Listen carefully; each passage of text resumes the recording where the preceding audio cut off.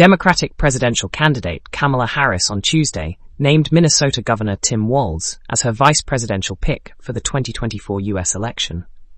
Walz, a 60-year-old former teacher and U.S. Army National Guard veteran, began his political career in 2006. Before running for Congress, he was a social studies teacher in Mankato.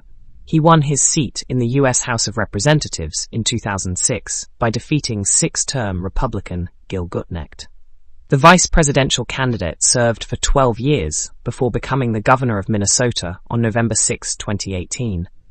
As governor, Walz has promoted a progressive platform that includes implementing free school meals, pursuing climate change initiatives, cutting taxes for the middle class, and expanding paid leave for workers in Minnesota. Walz was re-elected in 2022, defeating Republican nominee Scott Jensen.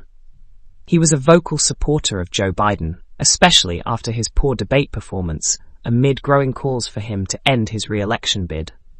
However, when Biden eventually dropped out, Walz endorsed Kamala Harris the following day. He has become a dependable, energetic, and sharp advocate for the presumptive Democratic nominee.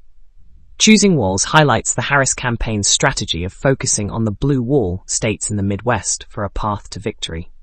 While Minnesota is slightly outside this region, Walz, a former high school football coach, has transformed into a progressive populist folk hero during his time in office.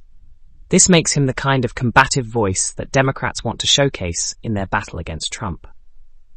Over the past week, Walz has delivered several memorable blows against Republicans.